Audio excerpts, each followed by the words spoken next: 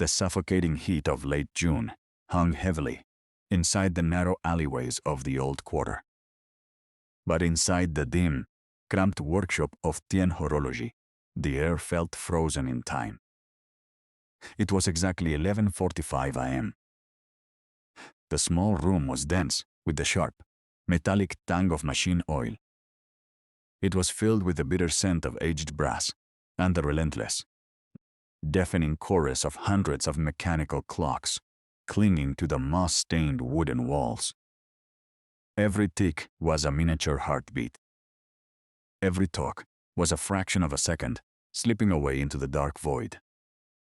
To an outsider, the noise was nothing but chaotic madness, an erratic symphony of gears grinding against rusted steel. But to Mr. Tien, a 60-year-old master watchmaker, whose eyes were perpetually clouded by thick gray cataracts, this was the only language that never lied. Time was absolute. It did not bargain with the weak. It did not wait for the slow, and it certainly did not care about the sudden ruin of men. Suddenly, the fragile piece of the workshop was shattered to pieces. The heavy glass paneled front door was kicked open with such violent, destructive force that the copper chimes hanging above it shrieked in protest. One of the chimes snapped entirely from its chain and clattered loudly onto the wooden floorboards. 3 men spilled aggressively into the narrow room. They brought with them the heavy stench of cheap cigarettes, expensive cologne, and raw, unfiltered intimidation. Leading the group was Long, a notorious local enforcer, known for his ruthless debt collection tactics. His thick, scarred neck was adorned with a massive, vulgar gold chain that caught the dim light. Behind him stood his 2 hulking henchmen, their faces entirely devoid of any human empathy or hesitation. And tucked away miserably in the shadows behind them, trembling like Lafitte, caught in an autumn gale, was I. I was Mr. Tien's 28-year-old only son. His expensive designer linen shirt was torn violently at the collar. His face was completely pale, with dried sweat mixing with dark dirt on his forehead. His knuckles were white as he desperately clutched a thick, crumpled brown leather folder against his bruised chest. Without a single word of greeting or basic human respect, Long stepped forward into the room. He slammed his heavy, calloused fist onto the antique glass display counter with a deafening thud. The old glass groaned under the pressure. Underneath the frame, dozens of delicate, disassembled gears, balance wheels, and microscopic hairsprings leaped high into the air. They scattered across the counter like metallic dust. One of the henchmen reached out casually and swiped his massive arm across a nearby wooden shelf. He sent 3 vintage desktop clocks crashing down to the hard ground. The sharp sound of fracturing porcelain and snapping iron springs echoed loudly through the room. Yet, through all of this structural violence and noise, Mr. Tien did not flinch. He sat completely motionless on his low, weathered wooden stool. His back was slightly curved from 4 long decades of bending over dusty workbenches. He wore a heavy jeweler's loop, strapped tightly to his right eye. The thick lens magnified his pupil into an enormous, unblinking black orb that stared forward. His hands, deeply weathered and heavily calloused at the fingertips, did not shake in the slightest. He continued to hold a pair of micro-tweezers. He was carefully positioning an impossibly tiny ruby pivot into the deep heart of an open watch movement. He acted as though the monsters invading his shop were nothing more than a passing, insignificant draft of wind. Long leaned heavily over the counter, his breath hot and foul. It cast a massive, suffocating shadow directly over the old man's workstation. "Hey, old man, look at me when I am speaking to you," Long snarled out. His voice was a low, gravelly rasp that vibrated with deep, malicious intent through the small room. I know you can hear me, and I know you know exactly why we are here today. The clock is ticking, quite literally, for your family. Your useless, greedy son here played a high-stakes game he could not afford. And now the final bill has come due, and someone has to pay it. Take a good look at this paper, old man. Long ripped the leather folder out of Hayes' trembling hands. He slammed it directly over Mr. Tien's working tray, completely burying the delicate watch parts underneath. He flipped the heavy cover open to reveal a legally notarized debt contract. At the bottom of the page, written in bold, unforgiving black ink, was the outstanding sum. The total amount owed was exactly 2 billion VND. Beneath the massive figures lay the most terrifying clause of the contract. It was a collateral agreement stating that if the principal's amount was not repaid in full by 12 p.m. on this very day, the property would change hands. The ownership of the land title for this entire property, including the ancestral house and the workshop, would transfer immediately. It would transfer unconditionally to Long's criminal syndicate. There were exactly 15 minutes left before the legal trap snapped shut forever. Mr. Tien slowly, deliberately lifted his tired head. He pulled the heavy jeweler's loop off his eye, letting it hang loosely around his neck. His eyes looked worn, swimming behind a thick, foggy layer of gray cataracts. Yet there was an eerie, deep pool of absolute tranquility within them. It was a stillness that made Long's arrogant smirk falter for a microsecond. The old master watchmaker did not even look at the contract on his desk. Instead, his calm gaze drifted past Long's broad shoulder to land directly on his son. Hai could not meet his father's eyes. He lowered his head down toward the floor, a single hot tear cutting a clean line through the grime on his pale cheek. Hai was a tragic victim of his own desperate, unchecked ambition. He had grown up in the suffocating poverty of this small, dusty shop. He spent his childhood watching his father labor 18 hours a day just to afford basic meals and university tuition. That harsh reality had bred a toxic, resentful seed of shame inside the young man's heart. He hated the constant smell of machine oil that clung to his clothes. He hated the endless, mocking ticking of the clocks that filled his ears. He wanted fast money, elite social status, and the immediate respect of high society. When the massive real estate boom hit the city a few years ago, Hai truly thought he had found his golden ticket. He joined a high-flying, aggressive agency down in the luxury district. He started wearing tailored suits, drinking expensive wine, and eventually fell into the orbit of predatory speculators. Those powerful men fed his fragile ego every single day. They easily convinced him to take out massive, high-interest loans from underground lenders. They told him to use the cash to flip virtual plots of land in a projected, glittering mega-city development. But the volatile market did not just cool down. It vanished entirely overnight. The grand development project was exposed as a phantom shell scheme. The primary speculators evaporated into thin air with all the investor cash. And Hai was left completely alone, holding a massive mountain of toxic debt.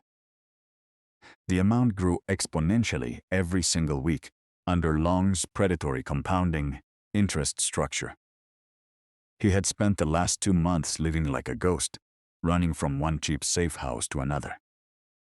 He hid in the dark until Long's trackers finally hunted him down in an alleyway. They dragged him back to the only thing of actual, physical value he had left in this world. They brought him back to his father's ancient house. The asymmetric dynamic inside the room was now devastatingly clear to anyone watching. On one side stood Long, backed by the sheer physical muscle of his violent enforcers. He was armed with the absolute legal authority of a signed contract, representing a dark, corporate underworld. It was a system that crushed ordinary, honest lives without a single second thought. On the very Biat lap sat Mr. Tien. He was a frail, impoverished artisan, stripped of his wealth, stripped of his health, and seemingly entirely defenseless against the world. This tiny, dim workshop was the final remaining remnant of the once prestigious Tien Long jewelry house.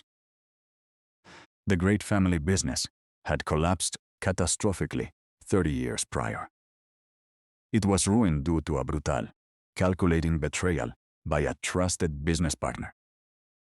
That massive disaster triggered the immense stress that ultimately killed Mr. Tien's beautiful young wife.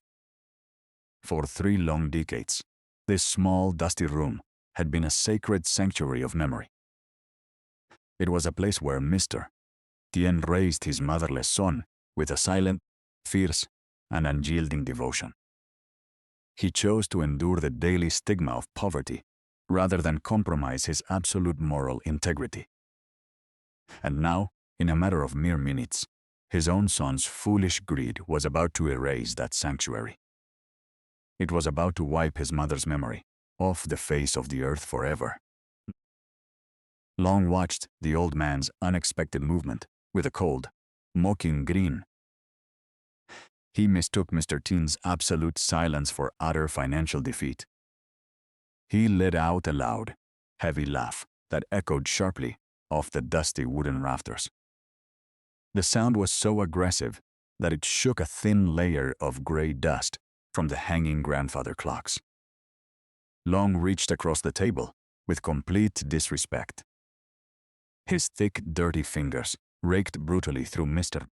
Tien's personal, neatly organized horology tools. Suddenly, his sharp eyes caught a bright flash of dull gold. The antique object was tucked away neatly into the left breast pocket of the old man's faded canvas apron. With a swift, rough jerk, Long snapped the braided leather cord attached to the watch. He pulled the hidden golden object out into the harsh light of the room. It was an antique, heavy-cased golden pocket watch. The solid front lid was intricately hand-engraved with an image of a majestic phoenix rising from hot ashes. Its metallic surface had been smoothed down by 6 decades of gentle human touch. Well, well, well, look what we have hidden here, Long sneered out loudly. He tossed the heavy gold watch up and down in his wide palm, like a cheap piece of copper coin. An old, useless piece of rusted junk. Is this your secret family treasure, old artisan? It is heavy, I will give you that. But the cheap gold plating is peeling off drastically at the edges.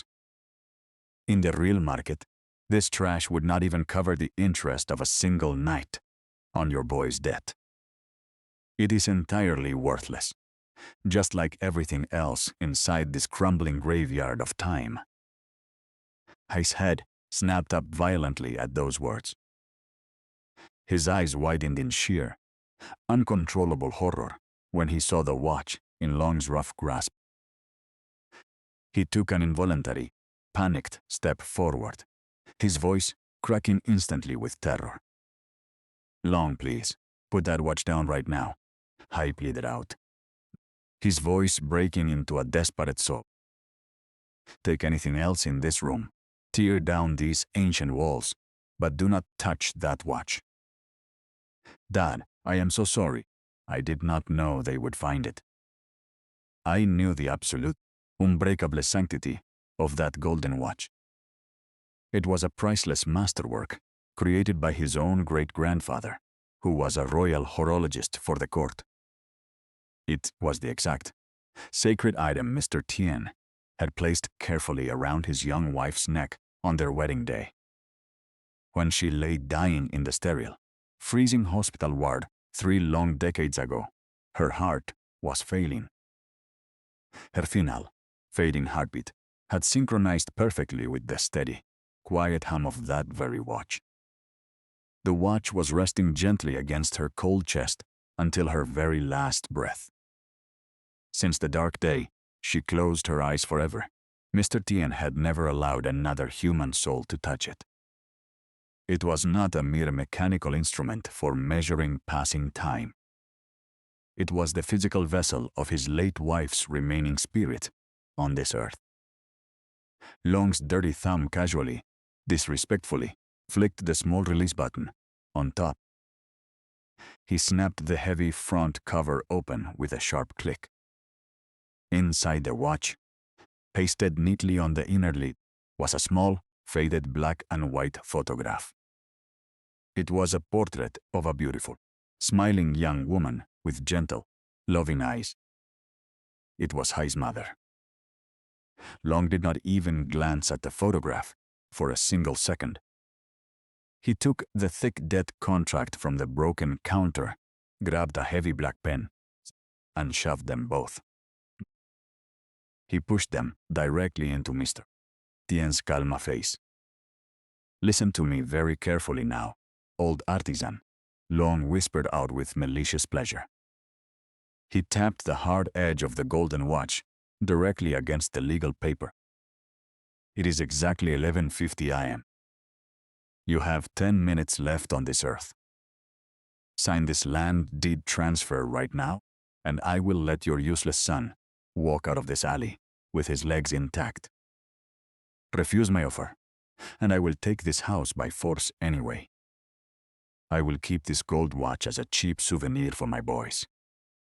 And then my men will take your son down to the dark docks to work off his massive debt in raw blood. The choice is entirely yours, old man. Sign the paper now." For the very first time in this encounter, a visible tremor passed through Mr. Tien's fragile frame. His chest rose and fell rapidly under his shorn apron. His eyes filled with an unbearable, burning sorrow as he stared at the photograph of his late wife. The memory was held tightly in the brutal, criminal grasp of a local thug. The intense pressure within his soul reached a dangerous breaking point. The heavy silence in the cramped room grew so dense that the ticking of the clocks changed. The noise seemed to morph into a singular, crushing psychological weight, demanding an immediate sacrifice. Instead of weeping before them, instead of screaming or begging for mercy, a strange change happened. A profound, chilling stillness settled deeply over Mr. T. The sudden trembling in his hands stopped entirely. He closed his eyes tightly for 3 long seconds, inhaling the sharp scent of the machine oil on his fingers. He anchored his mind completely to the familiar reality of his craft. When he opened his eyes again, the deep sorrow was completely gone from his face. It was replaced by an ironclad, absolute focus that was cold as ice. He looked directly into Long's aggressive, mocking gaze. He spoke with a voice that was remarkably steady, carrying the deep weight of an old iron bell. "You speak of value, young man, but you do not know the actual weight of the things you hold," Mr. Tien said. His voice echoed softly through the quiet room. "The house, the land, this watch, they are merely cheap iron and dead wood to a mind like yours. But they possess an internal logic that cannot be broken by raw physical force. You want me to sign your corporate papers. Fun. But a master watchmaker cannot sign his ancestral name with a dirty, unfocused mind. And a sacred timepiece cannot be handed over while its mechanical heart is clogged with dust. This watch has been ticking without a single pause for 30 long years. The delicate oil inside the gears has dried up from the heat of your intense anger. Let me clean its wheels one last time before it leaves my hands. Let me balance its wheel so it may tell the absolute truth to its new owner. Then I will sign whatever paper you wish. Long frowned deeply, feeling sudden suspicion at the old man's quiet compliance. But his overwhelming arrogance quickly overrode his survival caution. He looked down at his own wristwatch. It was 11:51 a.m. He held all the physical power in the room. There was no possible way out for this old artisan. He threw the golden pocket watch carelessly down onto the rubber workspace mat. The watch landed directly in front of Mr. Tien's hands. You have exactly 4 minutes to mess around with your little toys, Old Man Long scoffed out. He crossed his massive arms tightly over his chest. Do not try any clever tricks with me. My boys are watching every single move of your fingers. Mr. Tien did not waste a single microsecond of his time. He picked up a specialized, ultra-thin jeweler's screwdriver from his tray. The steel tip of the tool was no thicker than a single strand of human hair. With surgical precision, his hands completely steady now, he bypassed the standard casing screws entirely. He did not open the main gear train of the watch. Instead, he flipped the golden watch over onto its face. He inserted the thin tip of the steel tool into 3 nearly invisible, microscopic pinholes. The holes were drilled deep into the side of the golden rim. These were hidden adjustment ports that were entirely absent from any commercial watch blueprint in the world. With 3 distinct, measured twists, he operated the hidden mechanism. Left, and then a decisive turn to the right. He turned the hidden internal brass rings of the watch. Each precise movement emitted a faint, high-pitched metallic click. The sound resonated strangely within the quiet workshop, echoing off the wooden counter. He was not cleaning the watch at all. He was unlocking a complex mechanical sequence that had remained dormant for 30 long years. The moment the third microscopic click settled into its final place, an extraordinary auditory shift occurred within the room. The chaotic, completely mismatched ticking of the hundreds of clocks hanging on the mossy walls began to slow down dramatically. It was a physical impossibility, according to everyday logic, yet it was happening right before their eyes. The deep sound waves emitted from the open golden pocket watch on the iron bench were behaving according to the laws of acoustic resonance. The pocket watch's internal balance wheel was now oscillating at a specific, carefully engineered frequency of precisely 4.0 Hz. As this dominant, heavy frequency rippled powerfully through the stagnant air, it began to forcefully entrain the pendulums and balance springs of every other clock in the shop. The erratic noise melted away into the background, consolidating into a massive, synchronized, rhythmic thud. Thump. Thump. Thump. The deep sound was so heavy and powerful that it felt less like standard clockwork, and more like the beating heart of an invisible giant waking up within the wooden walls. The old floorboards began to vibrate slightly under Long's heavy leather boots. Hai watched his father's precise fingers, his breath catching painfully in his throat as the vibration grew. He remembered a vague, dusty story his old grandfather had told him when he was a little child. It was a fairy tale about a hidden mechanism built into the very bones of their ancestral home. A secret mechanical lock designed by their ancestors to protect the family line during times of absolute, inescapable catastrophe. He had always dismissed it as the senile ramblings of an old man trying to make a poor life sound magical. But now, hearing the house breathe in perfect unison with the gold watch, a cold shock of pure realization hit his spine. He looked across the room at the giant, ancient mahogany grandfather clock standing in the darkest corner of the shop. Its massive brass pendulum, which had been frozen solid and rusted in place since before Hai was even born, suddenly gave a violent, heavy shudder. With a loud metallic groan of scraping iron, the giant pendulum began to swing. Long and his two enforcers shifted uncomfortably, their eyes darting nervously around the loudly vibrating room. The sheer psychological weight of the synchronized sound was heavy and oppressive, making their pulses race against their will. "What the hell is this ridiculous noise?"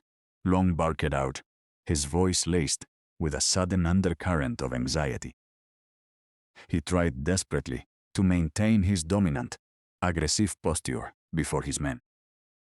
"Shut those damn clocks up right now, old man. Sign the paper immediately. It is already 11:54. But Mr. Tien did not look up at him.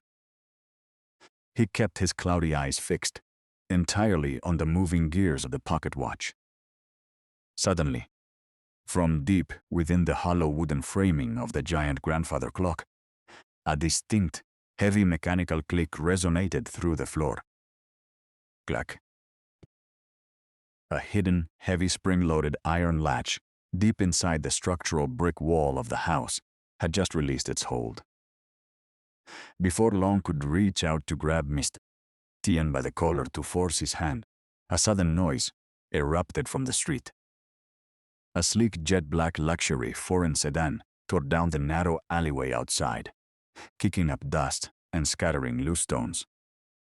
Its expensive tires screeched violently against the asphalt as it braked directly in front of the workshop's ruined entrance.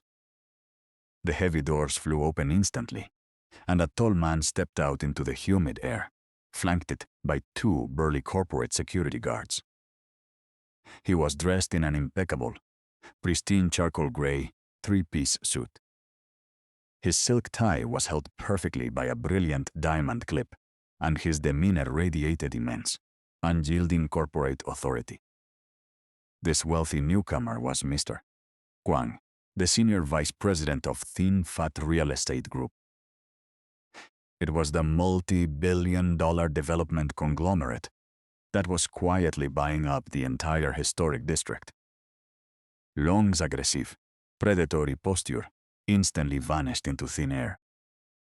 His face morphed rapidly into an expression of obsequious, begging compliance. He rushed toward the shattered doorway, bowing deeply as the wealthy executive stepped over the broken glass. "Mr. Kwang, sir, what an absolute honor to see you here," Long stammered out, his tough gui persona completely evaporating. "You did not need to come down to this disgusting dump personally, sir. I have everything under perfect control here. The old man is completely broken and has no choice left. He is going to sign the land deed over to us in exactly 2 minutes. And then your great company will have full clearance to bulldoze this entire block by tomorrow morning." Mr. Kwang did not even look at Long for a fraction of a second. He pulled out a pristine white silk handkerchief from his pocket, wiped a small speck of dust off his expensive Italian leather shoes, and scanned the vibrating workshop with a cold, calculating gaze. His eyes locked onto the thick leather folder on the desk, and then onto the frail figure of Mr. Tien, who remained perfectly detached from the noise. Kwang stepped forward with slow, heavy steps, his voice smooth, elegant, and utterly devoid of basic human humanity. "Listen to me very carefully now, old watchmaker," Mr. Kwang said, his tone carrying the casual cruelty of an emperor signing a death warrant. "My time is measured in millions of dollars per minute. I do not care about your petty family history, And I certainly do not care about your son's pathetic gambling debts. This entire slum is being erased from the map to build a high-end luxury commercial plaza for our investors. Your little shop is the final, irritating speck of dust remaining on our master construction plan. Sign the deed over to Long right now. Take a few $100 million dong as a pity handout and leave the city forever.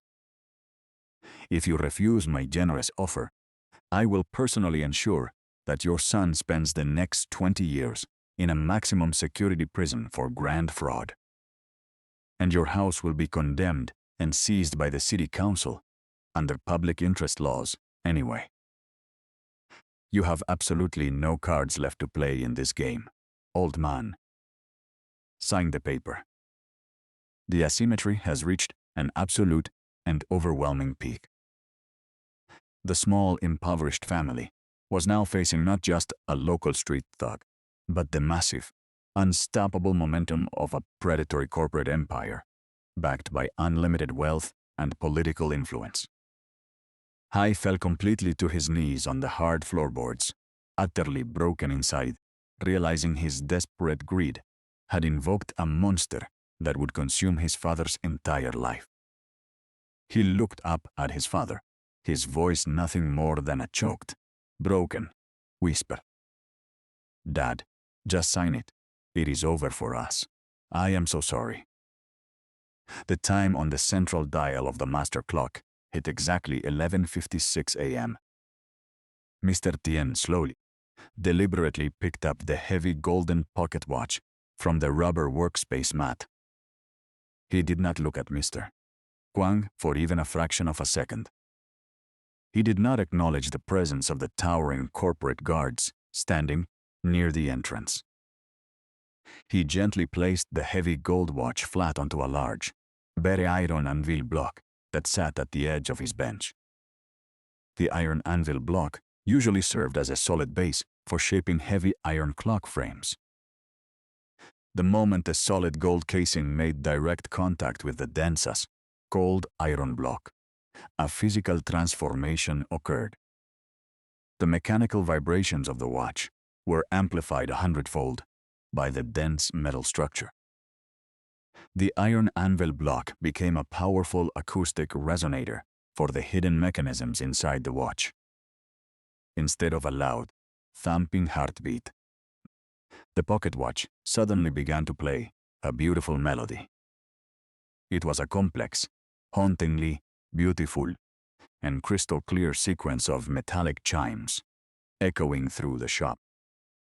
The ancient chime sequence belonged to a rare, hidden 19th century Swiss musical box mechanism. The musical mechanism had been built deep within the double-layered gold walls of the heirloom watch. The melody was deeply melancholic, carrying the profound sorrow and weight of a bygone era. But the music was not just an emotional expression for the old watchmaker.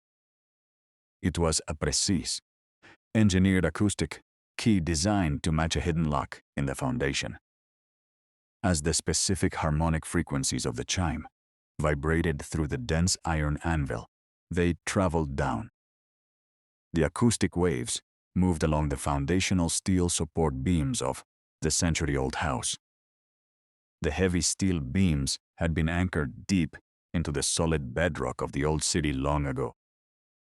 Suddenly, a loud, deep mechanical roar erupted from high above the display counter. Grrr, clack. The dust-covered wooden ceiling panels directly above the main counter split apart with a sharp crack. Long and his men jumped back in sudden terror as a heavy object dropped from the ceiling.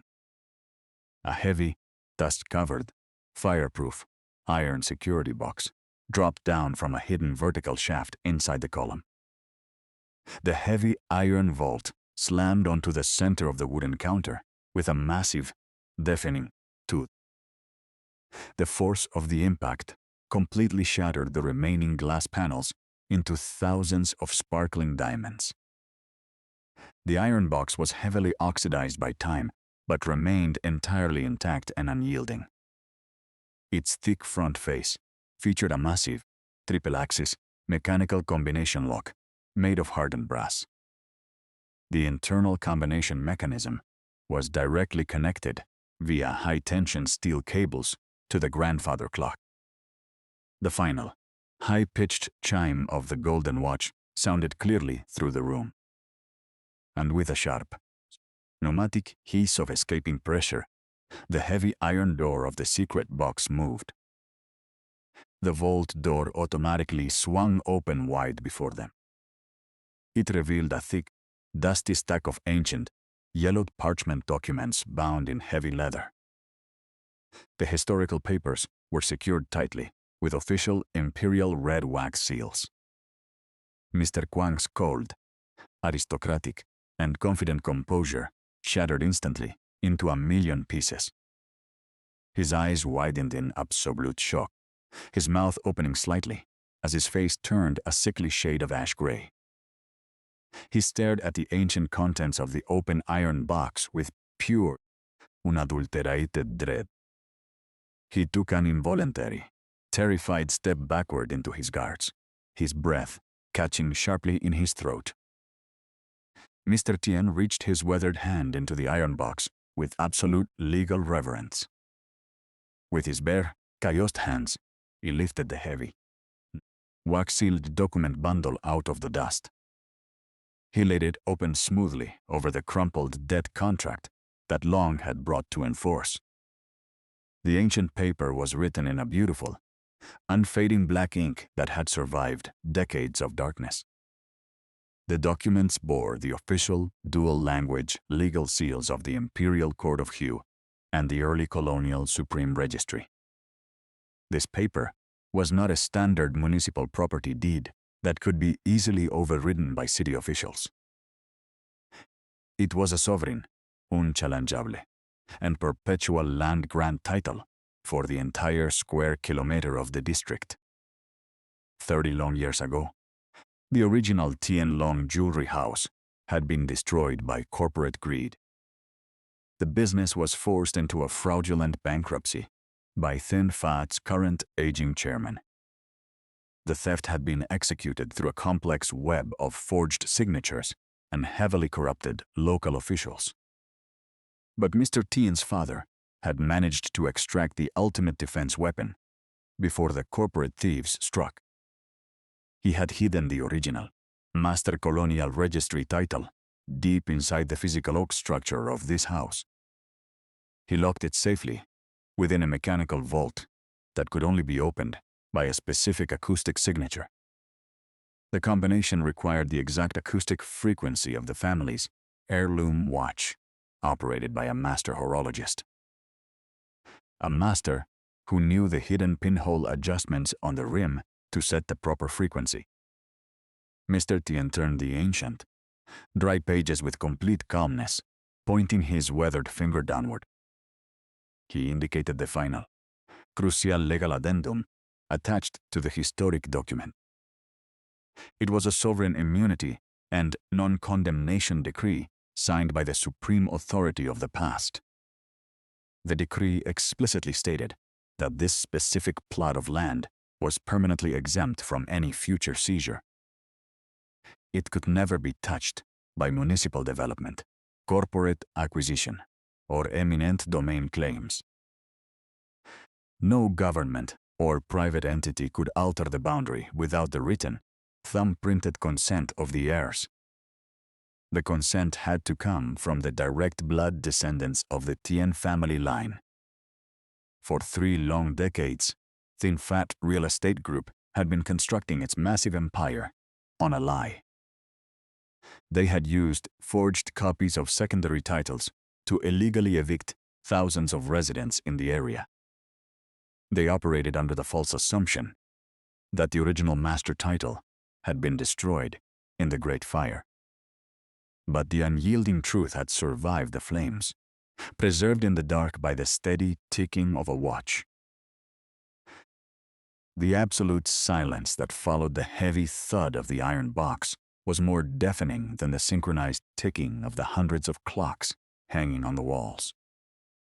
Mr. Kwang's immaculate, wealthy world had just split open at the seams right in front of him. He took 3 staggering steps backward, his hand blindly searching for the shoulder of his corporate security guard to stabilize his failing balance. His eyes were wide, bloodshot, and locked completely onto the yellowed parchment papers bearing the official dual-language seals of the Imperial Court of Hue and the Colonial Land Registry.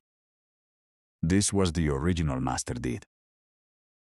It was a piece of historical truth that his multi-billion-dollar development firm, Thin Fat Real Estate Group, had spent 3 decades trying to falsify, bury, and destroy. If these documents were brought before a federal judge or leaked to international investment boards, the consequences would be catastrophic. The entire Grand Commercial Plaza project would be declared completely illegal. The company's global stock value would plummet to absolute zero within 24 hours.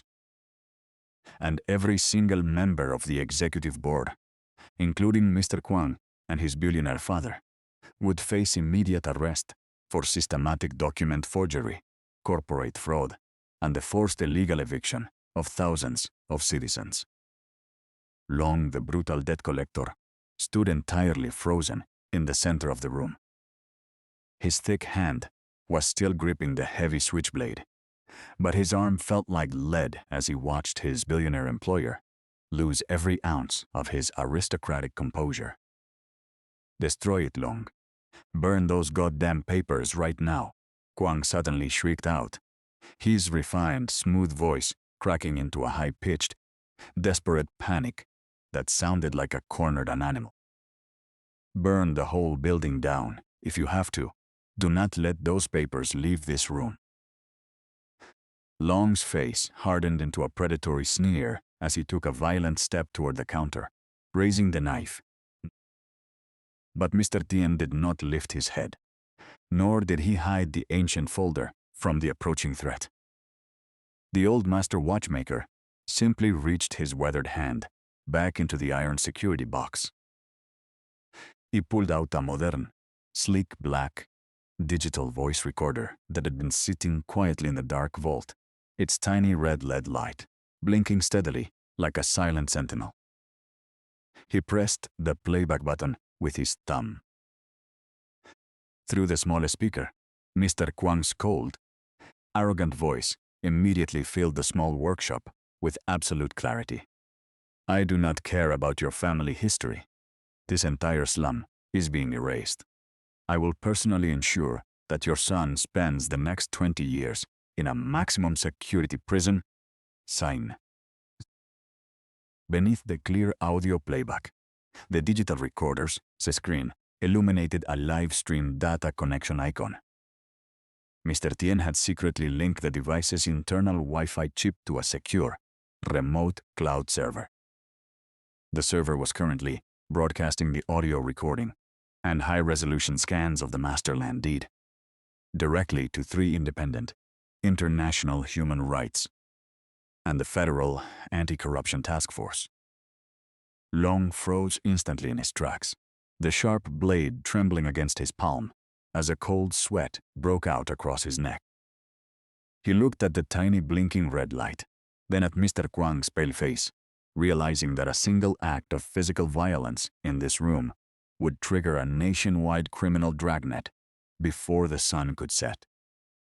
The physical muscle, the heavy weapons, and the limitless money they used to terrorize the weak had been rendered completely useless. They were utterly defeated by a frail old man who understood the absolute precision of timing. Mr. Kwang's hand slowly slid down the corporate guard's shoulder, his fingers trembling so violently that he could no longer hold his gold-plated fountain pen. The heavy, unyielding ticking of the synchronized clocks continued to thud through the wooden floorboards, sounding exactly like a countdown to his family's absolute destruction. He looked at the small black digital recorder, blinking on the iron anvil, then down at the yellowed parchment documents of the master colonial deed, and realized He was trapped in a cage of his own making. Every single bribe paid by Thin Fat Group over the last 30 years, every forced eviction, and every falsified land title was now exposed to a remote cloud server that he could not touch, bribe, or delete. Long, his face completely pale under his cheap gold chain, slowly let his arm drop, his switchblade slipping loosely between his fingers, until it clattered onto the rubber mat. He didn't look like a feared street enforcer anymore. He looked like a terrified child who had accidentally stepped into a military minefield. The security guards stood completely frozen, their eyes locked forward, refusing to make eye contact with their ruined boss as the live broadcast link continued to blink its tiny red light. I stared from his knees at the absolute reversal of positions happening before him, his breath caught in his throat, as he witnessed the multi-billion-dollar empire of Thin Fat bend under the moral weight of his impoverished father. Mr. Kwang took a ragged, shallow breath, his aristocratic pride completely evaporating into the oil-scented air as he lowered his head toward the counter, his voice dropping into a desperate, pathetic whisper. "Please, old master, please listen to me," Squan stammered out, his hands flat on the broken glass counter as he began to beg. "I can undo all of this. I can make this right for your family. Just tell me what it takes to delete that file." But Mr. Tien did not move from his stool, his blind, cataract, clouded eyes staring through the corporate executive with the cold, absolute certainty of an executioner waiting for the clock to strike. Mr. Tien did not respond with a shout or an immediate gesture of anger. Instead, he reached out his weathered, calloused fingers and lightly touched the edge of the ancient master deed. The haunting, metallic chime melody of the golden pocket watch finally faded into silence, leaving only the massive, heavy thud of the synchronized wall clocks pulsing through the narrow shop. Thump. Thud. Thump. Thump. Every single mechanical heartbeat of the room seemed to push Mr. Kwang further into an inescapable corner. The corporate executive's eyes darted frantically from the yellowed imperial parchment to the blinking red light of the digital voice recorder. He could feel the entire weight of his family's corrupt, multi-billion-dollar empire balancing on the edge of a razor blade. Long stood completely paralyzed beside him, his heavy jaw sloped open in pure shock, his hand completely empty now, as his switchblade lay uselessly on the rubber mat below. The two hulking corporate guards did not move a single muscle to intervene. They were trained to protect their boss from physical threats, but they were entirely powerless against the silent, invisible upload of data streaming to a remote cloud server. Mr. Tien slowly reached into his faded canvas apron pocket and pulled out an old, cheap plastic lighter. The clear plastic casing was scratched from years of sitting among loose brass screws and sharp watchmaking files. He brought the lighter down toward the center of the iron anvil block, his hand perfectly steady despite his age. Kwang's breath hitched in his throat as he watched the old man's thumb rest on the cheap flint wheel. With a sharp, grating flick, a small, bright yellow flame danced into life, casting long, dramatic shadows across the rows of ancient clocks. Mr. Tien did not look up at the billionaire executive. He reached down with his left hand, picked up the blank Swiss bank check that Kwang had desperately thrown onto the bench, and brought the edge of the paper directly into the flame. The pristine, high-grade check paper caught fire instantly. A brilliant, white-hot chemical flame erupted in the dim space of the workshop, illuminating the deep wrinkles on Mr. Tien's face with a harsh, uncompromising glare. Kwang let out a soft, strangled whimper, his hands clenching into tight fists against his expensive wool trousers as he watched his limitless financial power turn into curling black smoke. Mr. Tien held the check by its very corner until the flame consumed the private bank logo entirely, then dropped the burning remnant into a small metal trash tray on the floor. The expensive paper withered into worthless, glowing gray ash within seconds.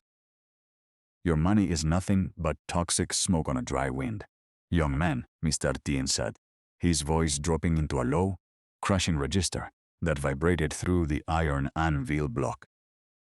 You believed you could place a price tag on the 30 years my late wife spent resting in a forgotten, cold grave. You believed your paper wealth could wash away the systematic lies your family built to steal the lives of everyone in this neighborhood. I have zero interest in your billions,